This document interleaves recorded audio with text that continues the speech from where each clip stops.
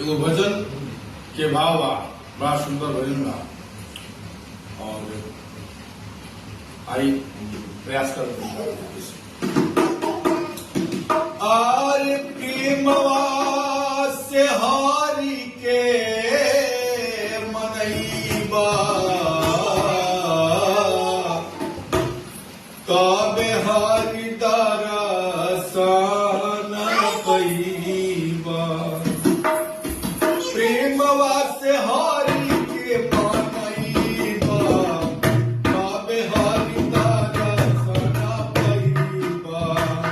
प्रेमवा से हरि के मनईबा काबे हरि दरसन पैबा प्रेमवा से हरि के मनईबा हो प्रेमवा से हरि पैबा काबे हरि दरसन पैबा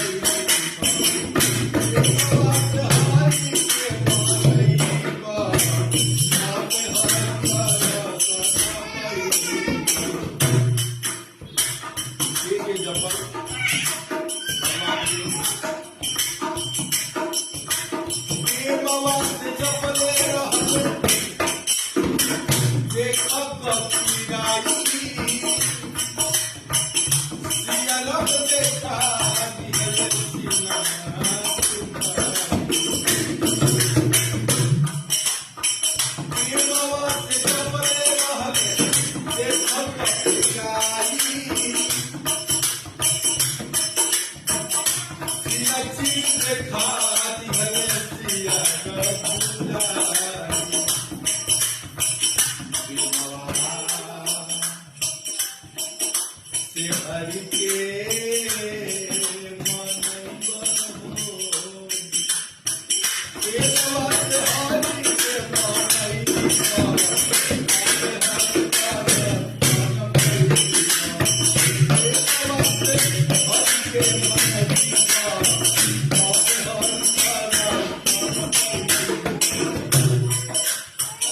ये जपल मेरा पौले बता प्रेमवा से जपले रही देखो मीरा पारी विश्वा के सी भलन के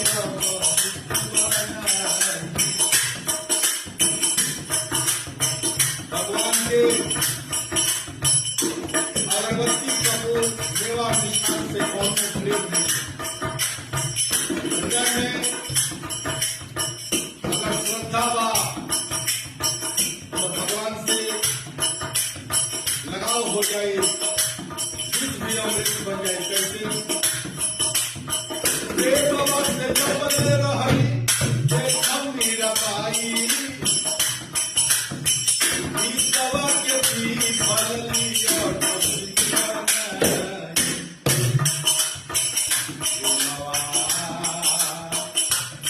हरि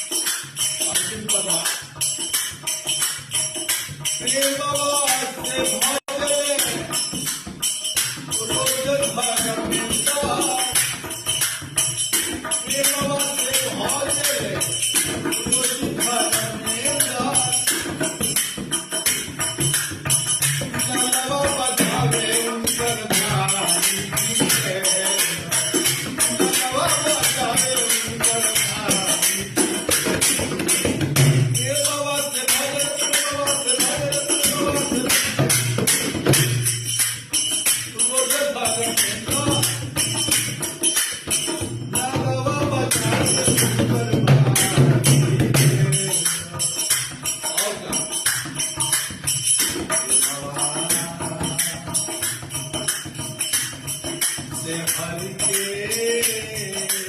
घाई बाहो हरि के घाई बाहो अब हरि